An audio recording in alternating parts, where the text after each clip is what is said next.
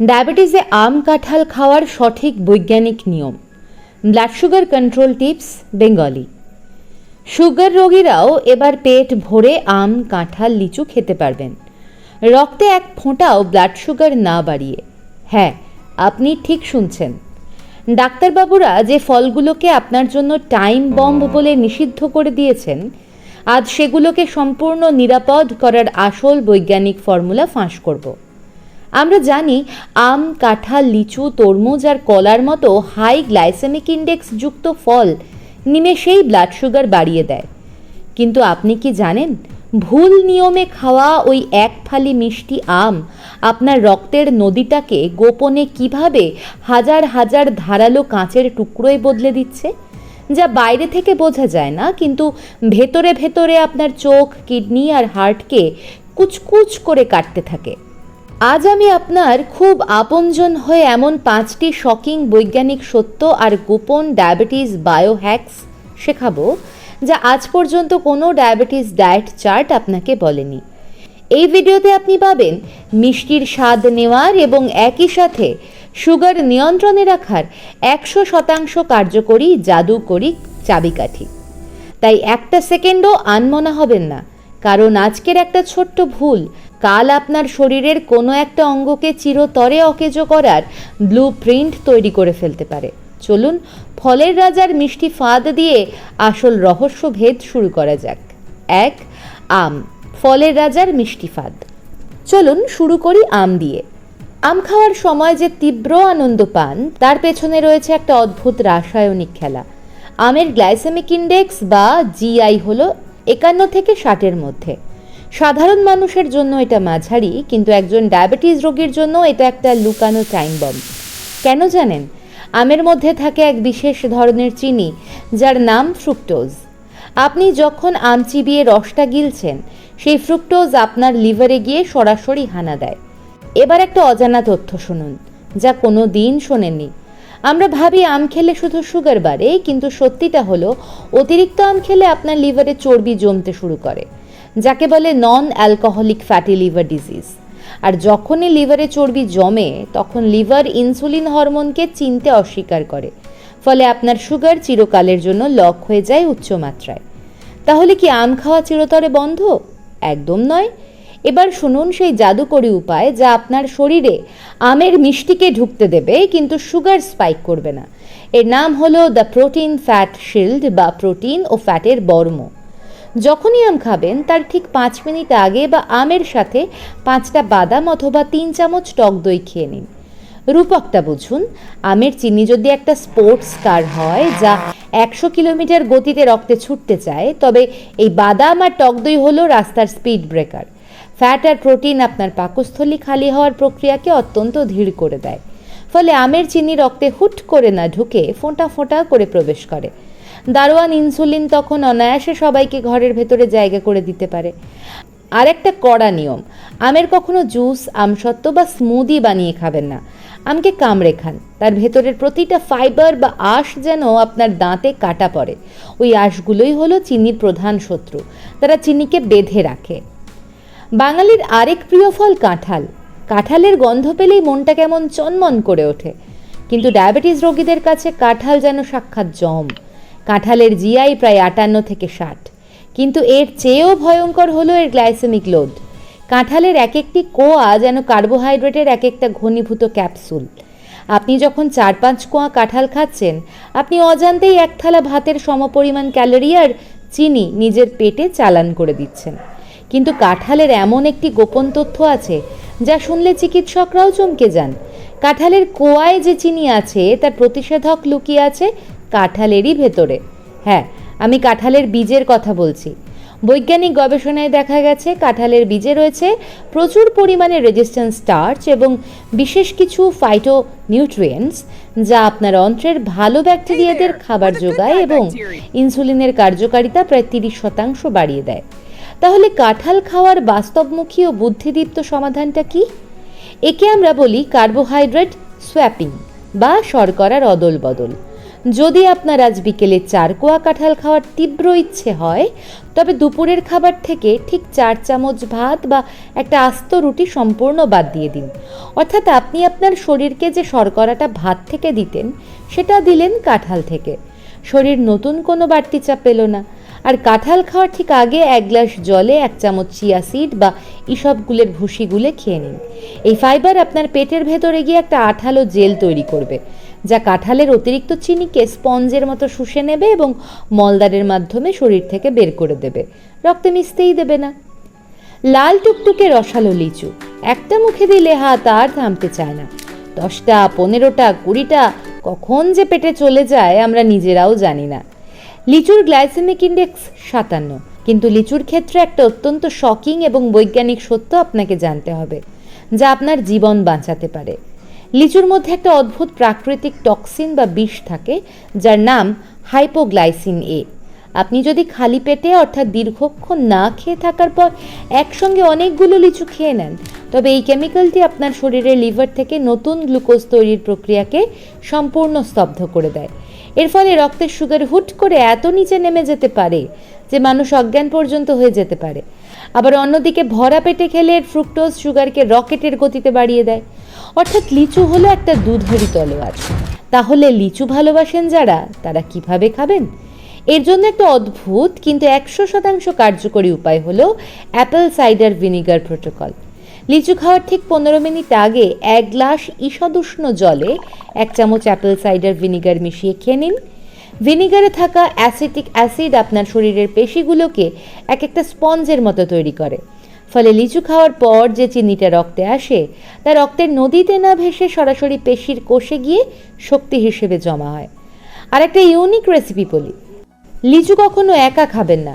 4 থেকে 5টি লিচুর খোসা আর বীজ ছাড়িয়ে ছোট ছোট টুকরো করে নিন। এবার চিনি ছাড়া টাটকা জল ঝরানো ছানার সাথে ওই লিচুর টুকরোগুলো মিশিয়ে নিন। ওপর থেকে সামান্য গোলমরিচ আর বিট নুন ছড়িয়ে দিন। ছানার মধ্যে থাকা ক্যাসিন প্রোটিন লিচুর চিনিকে রক্তে ছড়াতে বাধা দেবে, আর গোলমরিচ আপনার মেটাবলিজমকে বুস্ট করবে। এটা যেমন সুস্বাদু, তেমনি ডায়াবেটিসের জন্য সম্পূর্ণ নিরাপদ। গ্রীষ্মের দুপুরে 1 ফালি ঠান্ডা তরমুজ যেন মরুভূমিতে জলের খনি। কিন্তু আপনি যদি কোনো ডায়াবেটিস চার্ট দেখেন, তবে ভয় আপনার হাত থেকে তরমুজ পড়ে যাবে, কারণ তরমুজের গ্লাইসেমিক ইন্ডেক্স হলো 72। চিকিৎসা বিজ্ঞানের নিয়মে 70-এর ওপরে গেলেই তাকে লাল তালিকায় রাখা হয়। তাহলে কি তরমুজ খাওয়া পাপ? এখানেই রয়েছে পুষ্টিবিজ্ঞানের সবচেয়ে বড় রহস্য, যা সাধারণ মানুষকে জানানো হয় না। তরমুজের জিআই 72 হলেও এর গ্লাইসেমিক লোড বা জিএল মাত্র 4 থেকে 5। কেন জানেন? কারণ একটা তরমুজের 92%ই হলো শুধু জল, আর বাকি 8% হলো ফাইবার আর চিনি। আপনি যদি 1 বাটি তরমুজ খান, তবে আপনার শরীরে চিনির পরিমাণ এতটাই কম যায় যে তা রক্তে বড় কোনো বিপর্যয় ঘটাতে পারে না। কিন্তু বিপর্যয় তখনই ঘটে যখন আপনি তরমুজকে চিবিয়ে না খেয়ে মিক্সি বা ব্লেন্ডারে দিয়ে 1 গ্লাস লাল টকটকে জুস বানিয়ে নেন। জুস করার সাথে সাথে তরমুজের ওই সামান্য ফাইবারটুকুও ধ্বংস হয়ে যায়, আর জল ও চিনি আলাদা হয়ে সরাসরি আপনার রক্তে ইঞ্জেকশনের মতো কাজ করে। তাহলে তরমুজ খাওয়ার আসল নিয়মটা কি? প্রথম নিয়ম, নো জুস, অনলি কিউবস। তরমুজকে ছোট ছোট কিউব করে কাটুন। এবার তার উপর 1 চামচ ভাজা কুমড়োর বীজ বা পামকিন সিডস ছড়িয়ে দিন। কেন কুমড়োর বীজ? কারণ কুমড়োর বীজে উপচে পড়া পরিমাণে ম্যাগনেসিয়াম থাকে। বৈজ্ঞানিক গবেষণায় প্রমাণিত যে ম্যাগনেসিয়াম আমাদের শরীরের ইনসুলিন রিসেপ্টরগুলোকে চাবুক মেরে সজাগ করে তোলে। তরমুজের চিনি রক্তে আসার আগেই ইনসুলিন দারোয়ান তৈরি হয়ে থাকে তাকে স্বাগত জানানোর জন্য। আর তরমুজ খাওয়ার সেরা সময় হলো বিকেলবেলা, যখন আপনি গা ঘামিয়ে কিছুটা হেঁটে এসেছেন। ব্যায়াম বা হাঁটার পর শরীরের কোষগুলো গ্লুকোজের জন্য চাতক পাখির মতো বসে থাকে। তখন তরমুজ খেলে তা চর্বি না হয়ে সরাসরি এনার্জিতে রূপান্তরিত হয়। 5. কলা। রঙের খেলায় বদলে যায় সুগারের ভাগ্য। কলা হলো 12 মাসের ফল, সস্তা এবং পুষ্টিকর। কিন্তু ডায়াবেটিস রোগীরা কলা দেখলেই এমনভাবে দূরে সরে যান যেন ওটা কোনো বিষাক্ত ফল। কলার জিআই সাধারণত 42 থেকে 62-র মধ্যে ঘোরাফেরা করে। কিন্তু আপনি কি জানেন একটা কলার জিআই কত হবে তা সম্পূর্ণ নির্ভর করে কলার গায়ের রঙের ওপর? হ্যাঁ, একটা কলা যখন কাঁচা বা আধা পাকা থাকে, যার বোঁটার দিকটা সামান্য সবুজ, তখন তার মধ্যে থাকে প্রচুর পরিমাণে রেজিস্ট্যান্স স্টার্চ। এই স্টার্চ আমাদের ক্ষুদ্রান্তে হজম হয় না, ফলে রক্তে এক ফোঁটাও সুগার বাড়ে না। উল্টে তা বৃহদান্ত্রে গিয়ে আমাদের পেটের উপকারী ব্যাকটেরিয়াদের ভোজ তৈরি করে, যা পরোক্ষভাবে আমাদের সুগার কমায়। কিন্তু সেই কলাই যখন ঘরের কোণে পেকে হলুদ হয়ে যায় এবং তার গায়ে কালো কালো ছোপ পড়ে, তখন তার ভেতরের ওই ভালো স্টার্চটা ভেঙে সম্পূর্ণ গ্লুকোজ আর সুক্রোজে পরিণত হয়। কালো ছোপ ধরা কলা খাওয়া মানে সরাসরি চিনির সিরাপ খাওয়া। তাহলে কলাপ্রেমী ডায়াবেটিস রোগীরা কি করবেন? প্রথমত, সবসময় বেছে নেবেন গ্রিন টিপড বানানা বা আধা পাকা কলা, যার গায়ের রঙে সবুজের ছোঁয়া আছে। আর যদি পুরোপুরি পাকা কলা খেতেই হয়, তবে ব্যবহার করুন দ্য ফ্রিজিং টেকনিক। পাকা কলাটিকে ছোট ছোট স্লাইস করে কেটে একটা এয়ারটাইট বক্সে ভরে ফ্রিজের ডিপে রেখে দিন 4 থেকে 5 ঘন্টা। বিজ্ঞানের ভাষায় একে বলা হয় স্টার্চ রেট্রোগ্রেডেশন। ঠান্ডার সংস্পর্শে এসে কলার ভেতরের সরল চিনিগুলো আবার নিজেদের মধ্যে জোড়া লেগে জটিল প্রতিরোধী স্টার্চে রূপ নেয়। এবার ফ্রিজ থেকে বের করে ওই ঠান্ডা কলার টুকরোগুলোর সাথে চীনাবাদাম মিশিয়ে চমৎকার একটা ডেজার্ট বানিয়ে খান। পিনাট বাটারের হেলদি ফ্যাট আর কলার রূপান্তরিত স্টার্চ মিলে আপনার ব্লাড সুগারকে একদম শান্ত রাখবে। মিটারের রিডিং এক ঘরও নড়বে না। বুদ্ধি খাটিয়ে এই ফলগুলোকে ডায়াবেটিস ডায়েটে ঢোকানোর 3টি বাস্তববাদী সমাধান। আমরা তো ফলগুলোর আলাদা আলাদা হ্যাকস জানলাম। এবার আমি আপনাকে এমন 3টি মাস্টার প্ল্যান দেব, যা মেনে চললে আপনি যে কোনো উচ্চ জিআই এর খাবারকে আপনার রোজকার ডায়েটে খুব অনায়াসে বুদ্ধিমত্তার সাথে অন্তর্ভুক্ত করতে পারবেন। এটা আপনার জন্য একটা লাইফ সেভিং গাইডলাইন। মনে করুন আপনার খুব ইচ্ছে হলো আজ একটু বেশি আম বা কাঁঠাল খেয়ে ফেলেছেন এবং আপনার মনে ভয় ঢুকেছে যে এবার সুগারটা বোধহয় বাড়লো। কোনো চিন্তা নেই, ভয় পেয়ে প্যানিক করবেন না। ফল খাওয়ার ঠিক 30 মিনিট পর ঘড়ির কাঁটা দেখে মাত্র 15 মিনিটের জন্য একটু জোরে জোরে হাঁটুন। ঘরের ভেতরেই হোক, বারান্দায় হোক বা রাস্তায়। একে বিজ্ঞানের ভাষায় বলে পোস্ট প্রান্ডিয়াল কাইনেটিক থেরাপি। যখন আপনি হাঁটেন তখন আপনার পায়ের বড় বড় পেশিগুলো সচল হয়। এই পেশিগুলোর মধ্যে একটা বিশেষ প্রোটিন থাকে যার নাম GLUT4। এই প্রোটিনটি ইনসুলিন হরমোনের সাহায্য ছাড়াই রক্ত থেকে সরাসরি চিনি টেনে নিজের ভেতরে ঢুকিয়ে নেয়।